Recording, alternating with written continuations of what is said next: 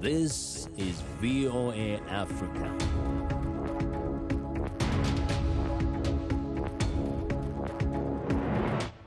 Hello, I'm Esther Githui-Ewart. It's Monday, April 26th. Welcome to Africa 54. We continue to work remotely because of the COVID-19 pandemic.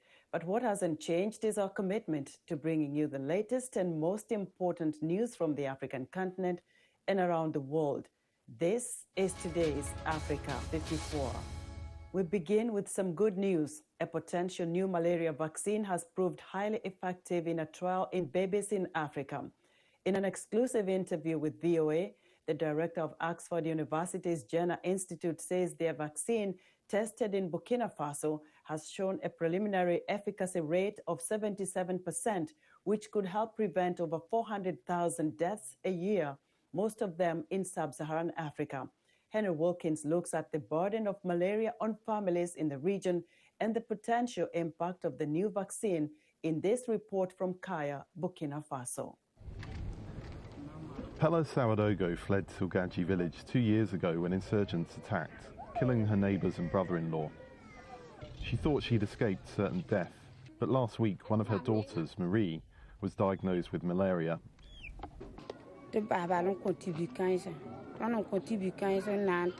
She got some more medicine and we were told to go back home. That was the last prescription she got before passing away at home on Sunday. It affected me a lot. I can't sleep at night. I can't eat. More than 400,000 people die every year from the mosquito-borne disease, most within sub-Saharan Africa and mostly children under 5 years old.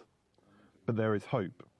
In an exclusive interview with VOA, the director of Oxford University's Jenner Institute says their new malaria vaccine tested in Burkina Faso is showing game-changing results. So what's so exciting about this result is that 140 malaria vaccine candidates have been tried in clinical trials over the years, and none of them has come up with an efficacy over 75%.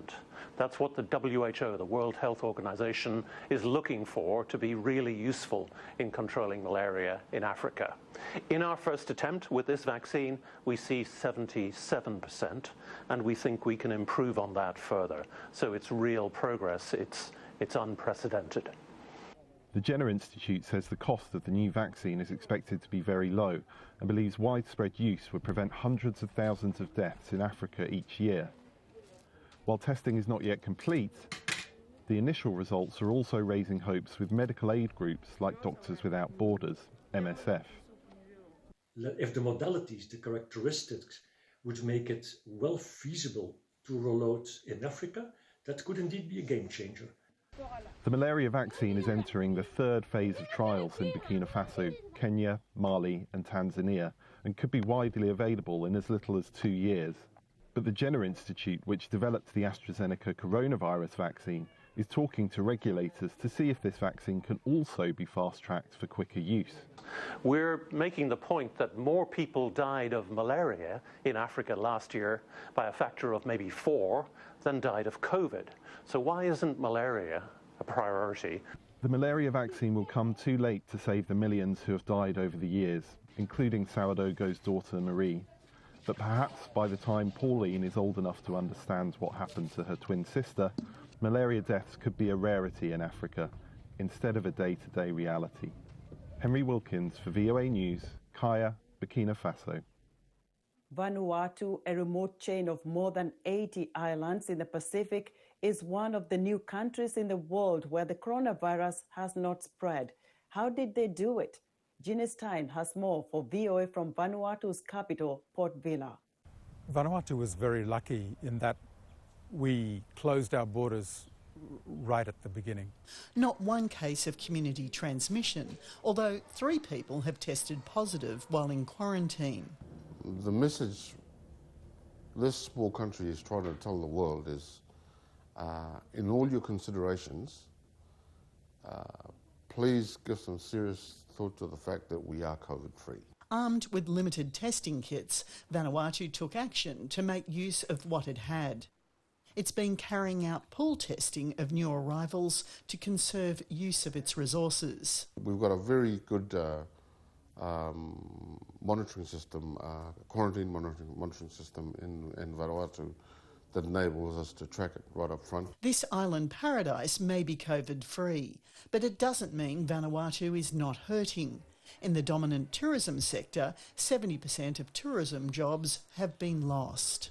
The tourism economy is 60% overall, whether directly or indirectly.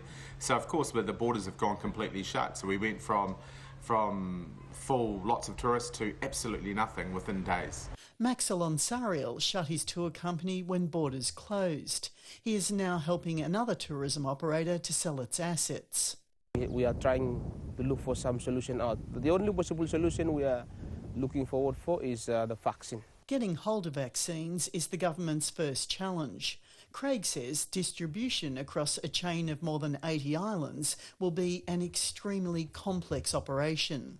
If we can get vaccinated and support from our more developed partners and the rollout and the doctors and the nurses to come and help with the logistics of it, then we can achieve that. Without that support, it's going to be very, very challenging for a third world medical system that's already has its own, it's running at capacity now. While life in Vanuatu continues to be COVID-free, lack of tourist jobs means that thousands are trying to travel to neighbouring Australia and New Zealand to work on farms, including 23-year-old Elisha Loloi. I want to go to Australia because it's really a hard time now. With the COVID and everything in Vanuatu is closing down, so I have to go and work to earn some money to come and help my family. To save its economy, Vanuatu needs its citizens to be vaccinated, and the same for arrivals. Not one dose has yet arrived, but the government continues to hope its program will start by June. Ginny Stein, Port Vila, Vanuatu, for Voice of America. Chad's ruling military council has rejected an offer from northern rebels for a ceasefire and talks. It called them outlaws who needed to be tracked down and arrested for their role in the battlefield death of President Idriss Deby. The rebels, known as the Front for Change and Concord in Chad, said on Sunday that they were ready to discuss a political settlement 2 weeks after they poured over the border on election day, demanding an end to Deby's 30-year rule. They said they would not accept a monarchy and vowed to march on to N'Djamena before meeting resistance. The military council is under pressure to hand over power to a civilian transitional government as soon as possible. The African Union has expressed grave concern about the military takeover, while France and regional powers are pushing for a civilian-military solution. The death toll in clashes this month between Ethiopia's two largest ethnic groups, the Oromo and Amhara in the northern Amhara region, may be as high as 200, according to a senior official. Residents and officials in Oromia Special Zone, an area in Amhara with a majority Oromo population, and the town of Ataye, said there were deadly clashes in the area on April 16th. A group of 49 migrants were rescued on Sunday after traveling on a canoe-shaped open vessel known as a cayuco, 7 miles south of Gran Canaria. The rescued migrants disembarked at Aguenguen port with the help of Spanish Coast Guard. On Saturday, another boat carrying 50 people, including children, was rescued by Spanish authorities, according to emergency services. The number of undocumented migrants arriving in the Canary Islands jumped eightfold from 2019 to more than 25,000. The impact of the COVID-19 pandemic on tourism and other industries in North and Sub-Saharan Africa is pushing more to embark on dangerous journey. During Ramadan, many mosques are open, but because of attendance limits, there is no guarantee of a place to pray. But new phone apps can help solve that problem, as VOA's Yunus Salim found out in this report narrated by Nova Pawadi. Many Muslims are eager to come back and worship in person during this year's holy month. But to keep the number of congregants under the capacity set by local authorities because of pandemic restrictions, mosque leaders have had to get creative. We have two prayers, one immediately after Isha prayer and another around 11 p.m. Mosques have also embraced technology, especially online and mobile registration. This was the case for the mosque run by Imam Muhammad Joban in the U.S. state of Washington. We are now allowed 20% capacity. Thank God, our mosque is pretty big, accommodating up to 1,000 people. Now, each prayer is attended by 200 people.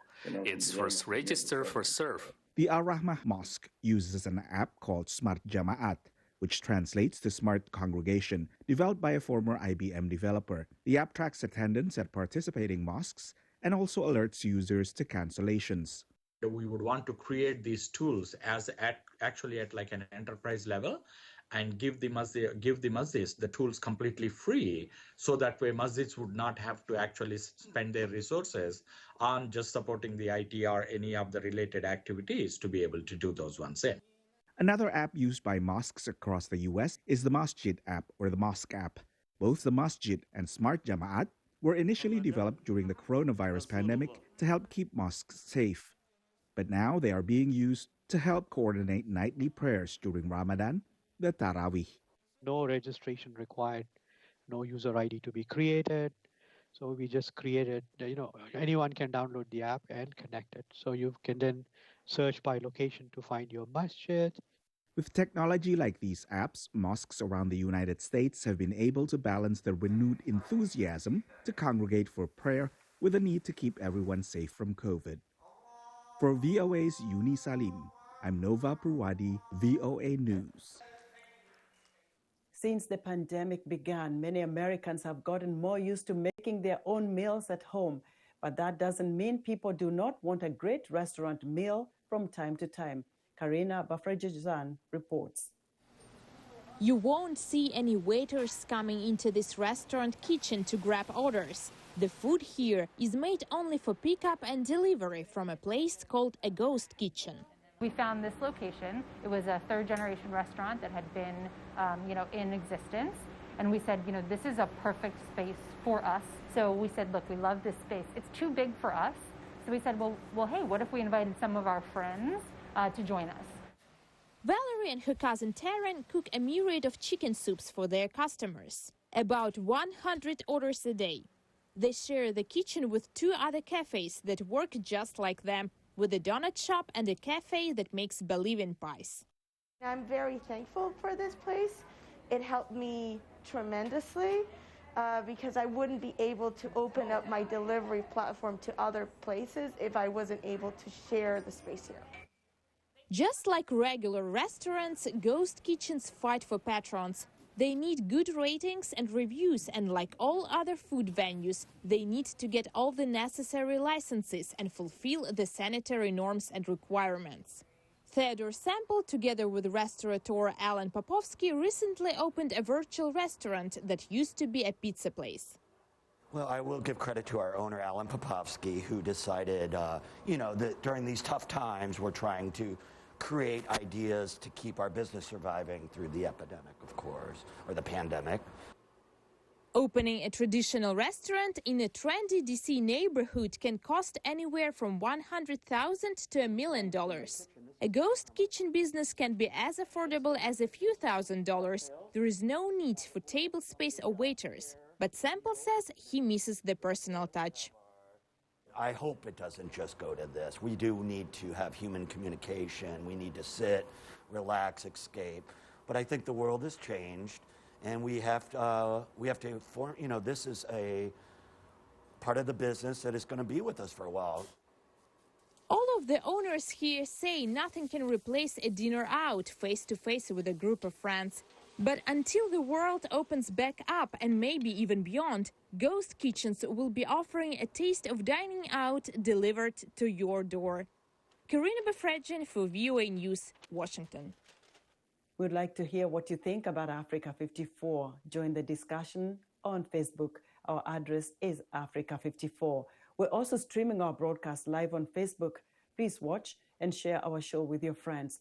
Also, check out our headlines 24/7 on voaafrica.com. Still to come, diversity at the Oscars, even as major awards elude people of color. We'll be right back.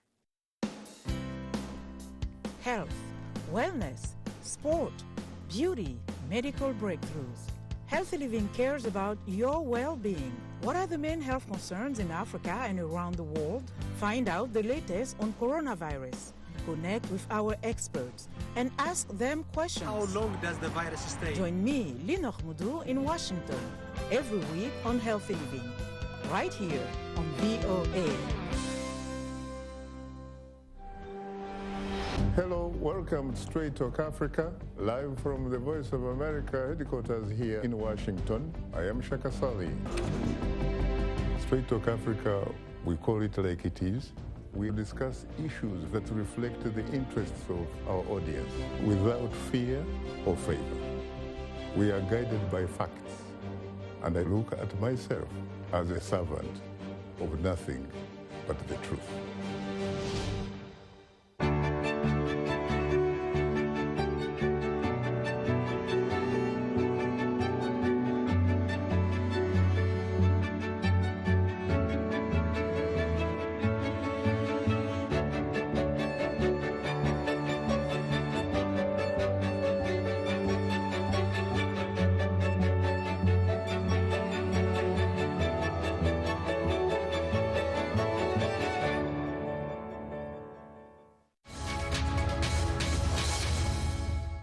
With U.S. President Joe Biden set to give his first address to a joint session of Congress this week, a slight majority of Americans approves of his performance, according to a recent poll.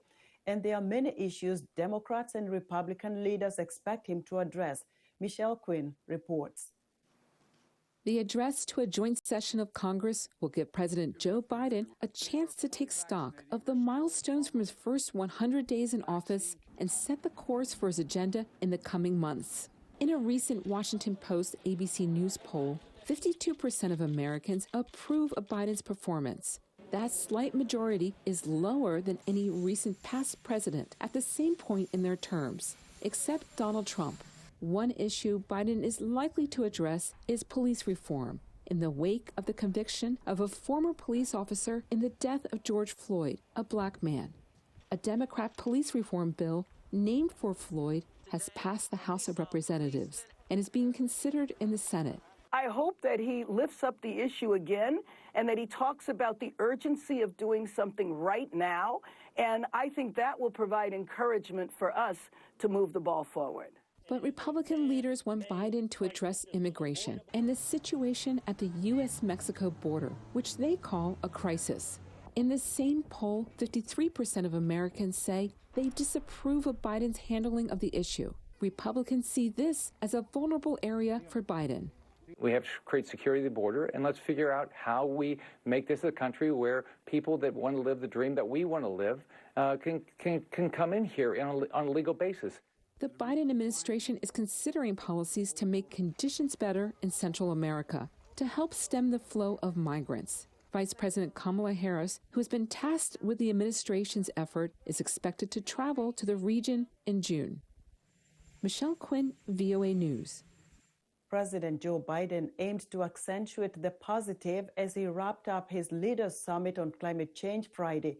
Biden highlighted the economic benefits the fight against climate change offers, but his plans still face an uphill battle at home. VOA Steve Baragona has the details. On the last day of his summit, President Joe Biden sought to focus on the upside. Today's final session is not about the threat of climate change poses. It's about the opportunity that addressing climate change provides. It's an opportunity to create millions of good-paying jobs around the world in innovative sectors. The video featured jobs in green industries, and Biden got a boost from government and business leaders. Today, Denmark has more jobs in green energy than in fossils, and the private sector is on board. In Kenya, decentralized renewable energy companies are directly employing upwards of 10,000 former workers, the majority of which are based in rural areas. This figure is comparable to the number employed by the Kenyan state utilities. A few years ago, Vattenfall embarked on a journey with the goal to enable fossil-free living within one generation. This is not our sustainability strategy, it's our business strategy. Borg said the Swedish energy company is helping build the world's first fossil fuel-free steel plant, steel being one of the world's most energy-intensive industries. But others stressed that not everyone will come out ahead. Climate action has to put people at the center. The process of decarbonization will produce winners and losers, and governments must support proactively the regions and communities negatively affected. Labor union leaders said workers know change is coming, but they need to be at the table when planning what comes next. To stabilise the planet with net zero economies by 2050, we all know we have to get at least half of the job done by 2030. But it cannot repeat past transitions that have left workers and their communities stranded. The summit marked a U.S. return to climate leadership. Biden's pledge to cut emissions in half by 2030 is one of the world's most ambitious. But achieving it will not be easy, technically or politically. Senate Republican leader Mitch McConnell described it this way. This is quite a 1-2 punch. Toothless requests of our foreign adversaries and maximum pain for American citizens. Through his executive powers, Biden can get a lot done without Congress's help. It's going to be a lot harder and might not be possible to actually achieve the 50 to 52% reduction without the type of action from Congress that Biden has been calling for in something like the American Jobs Plan. Experts say Biden and other world leaders have work to do, so they have something to deliver at November's United Nations conference in Glasgow. Steve Baragona, VOA News. In March, one of the world's biggest container ships became stuck in the Egypt-Suez Canal, creating a commercial logjam and spikes in the cost of oil. At a training facility in France, mariners are learning how to avoid a similar predicament. VOA's Arasha Basadi reports. Classes in session at a man-made waterway in the foothills of the French Alps.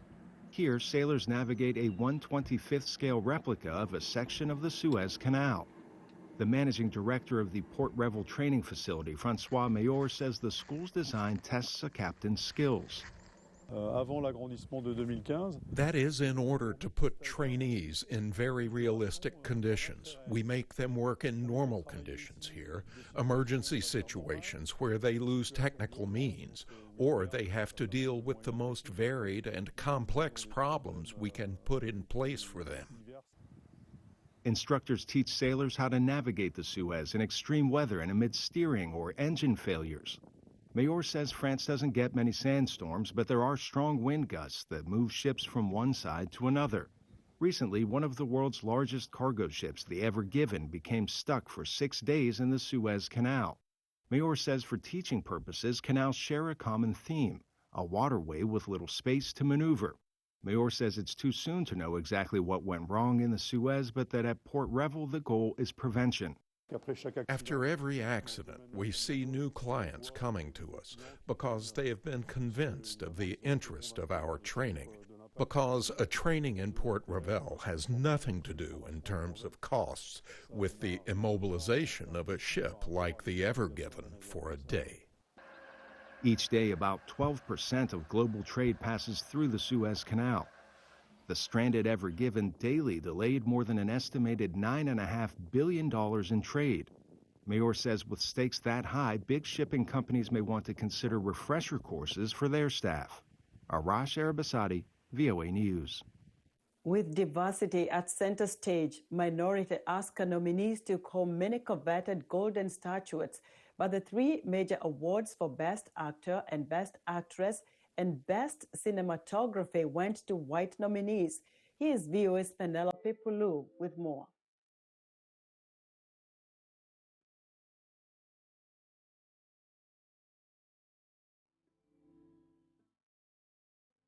Nomadland by Chinese-American filmmaker Chloe Zhao won the Oscar for Best Picture. The film captures the nomadic life of people across sweeping landscapes of the American West.